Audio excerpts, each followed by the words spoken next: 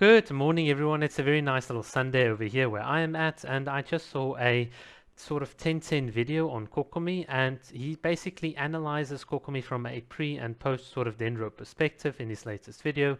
So if you haven't watched it, do go and watch it. We're just going to discuss certain timestamps and so on. So I've already sort of marked what I want to discuss, and yeah, basically just a high-level summary of the video.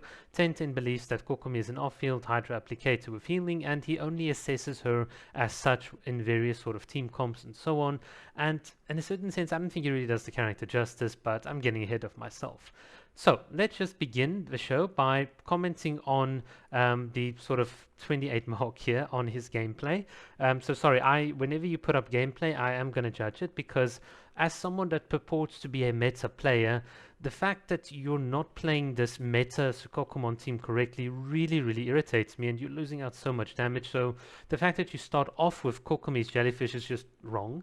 You should be starting off with Fischl, and you should as an F2P meta or hardcore meta player give your Kokomi a Thrilling Tales of Dragon Slayer so that she can pass the attack buff to Xiangling that can snapshot it. This is a very big mistake that TenTen sort of made. So and you'll also see if you look at the background footage, it took him about a minute to sort of beat both dinosaurs and so on. And this is just because, I don't know, either lack of practice or I don't know what, but let us do it in less than half of the time and so on. Oh, I'm actually giving you the spoiler right here. So let's just quickly rewind the whole clock. But there you go. So here is my Fischl, by the way, 4-star weapon, a Xiangling 4-star weapon, Sucrose 4-star weapon, Kokomi's weapons really doesn't matter because the bulk of his team's damage comes from Sucrose and Xiangling. So as you can see, I'm just now going to sort of do a little charge attack, apply a bit of Hydro so that we can vaporize with Xiangling.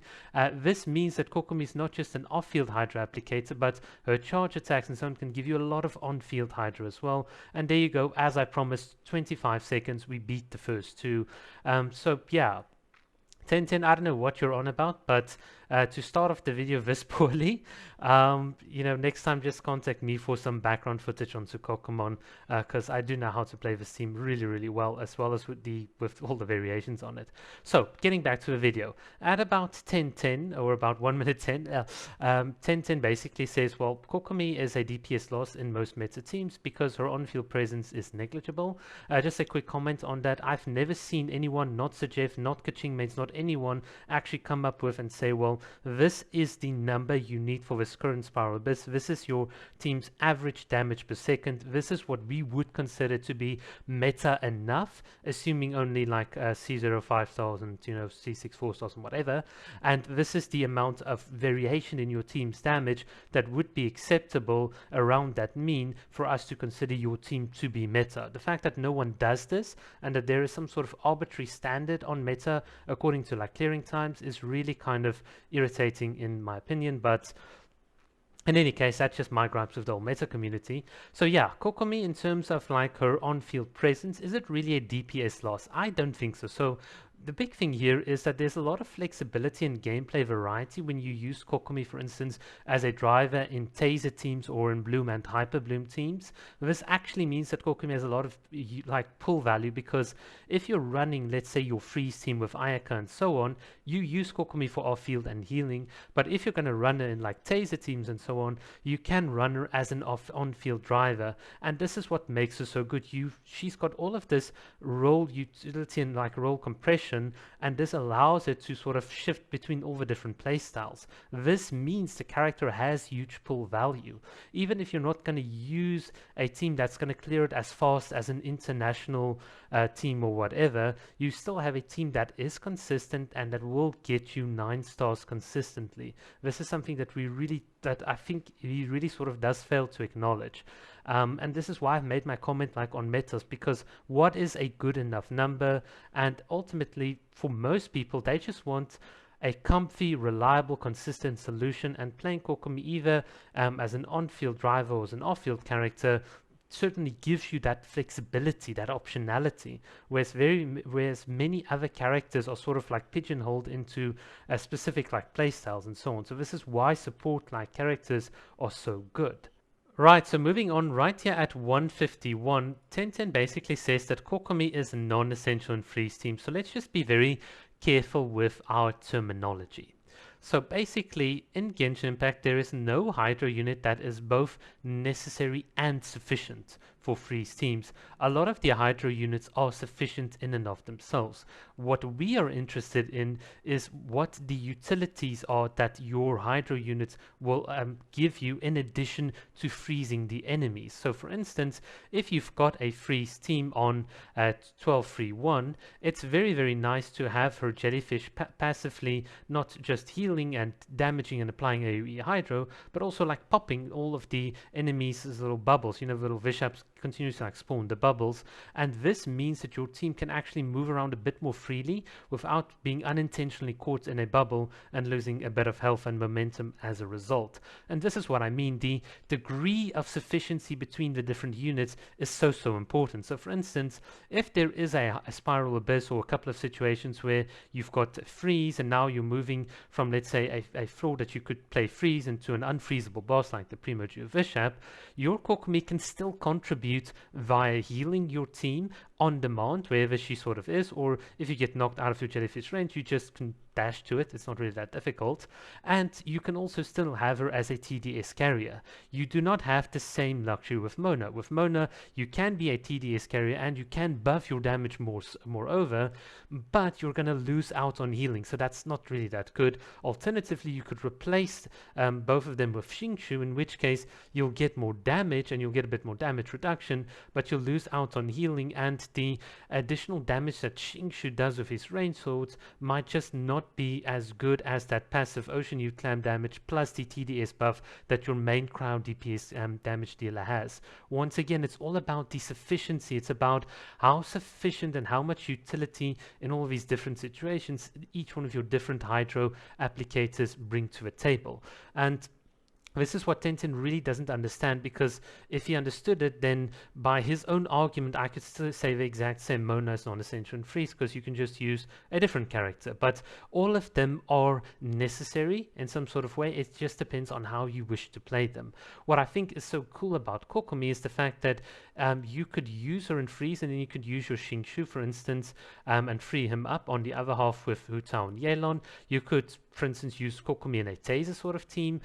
So she loses nothing out by being a member of a freeze team, because if you're not going to play freeze, or if you don't have freeze built, well, now you just go to Taser, and Kokomi is a very good driver in Taser team comps. This is what makes her so good. She's got all of these multiple utilities, and this is why, as a character, her pull value is significantly higher than what a lot of people give credit for. Moving on to 2.13, so this is where, once again, TenTen, let me just show you how to properly place Kokomon on this floor.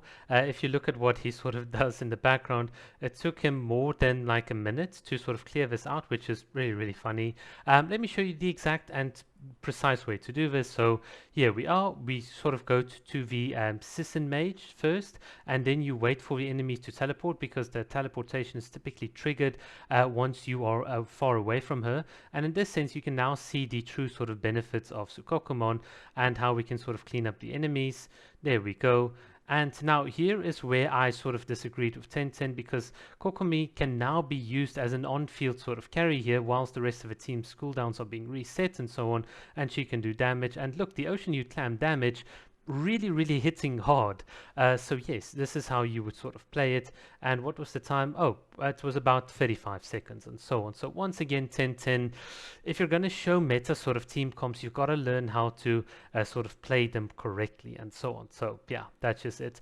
Basically, also during this segment, whilst he was playing, he was discussing about a couple of things about defensive utility and saying, you know, Xingqiu's got range sword and damage reduction, all of these things, but it's a very complex thing that you need to sort of take into account. So defensive utility is almost in a certain sense dependent on what you want from it. So for Hu Tao that wants to be low HP, having additional damage reduction is kind of awesome, because that'll just prevent you from like dying. So in that case, Xingqiu is better. Objectively, he is going to be better. But for almost everyone else, the on-demand healing from Kokomi is better. It's way more consistent. It's not dependent on the rain sword shattering and so on. And obviously, Kokomi herself can be an on-field juggernaut in the presence of your team, taking a couple of very, very heavy hits. Let's say whether there's like continuous corrosion, whether you've unfortunately suffered a series of knockbacks and bubbles hitting you on the final floor of a spiral abyss, or just one of your teammates has suffered like a heavy attack because you just incorrectly iframed, whatever. Kokomi is such a good team stabilizer, and just by being able to consistently keep you consistently refreshed in terms of your health pool and so on, she does offer a lot of comfiness, and this comfiness is defensive utility. Her on-field presence whilst healing is and doing damage is sort of unseen from throughout with regards to any of the other characters. There's no other character that can dish out as much damage and heal at the same time as Kokomi can. So defensive utility is kind of a complex one. Right, so here at about 412, TenTen basically discusses the state of Dendro.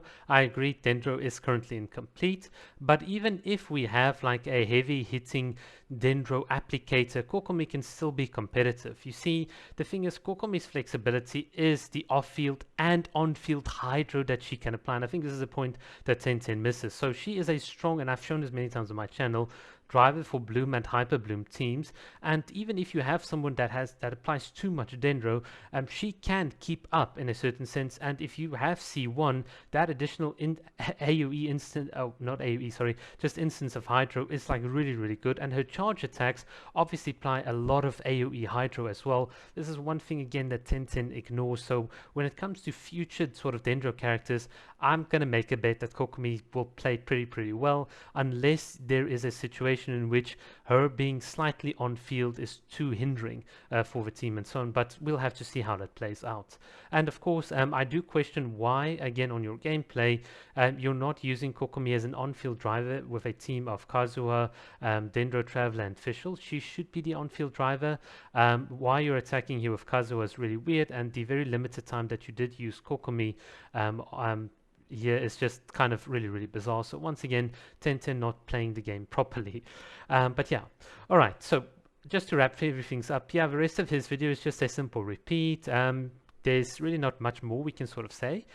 For me, at the end of the day, when it comes to most people, even if you're not going to play meta, Kokomi is so solid, so versatile, so flexible, such a walking statue of 7 that it just makes life so much easier.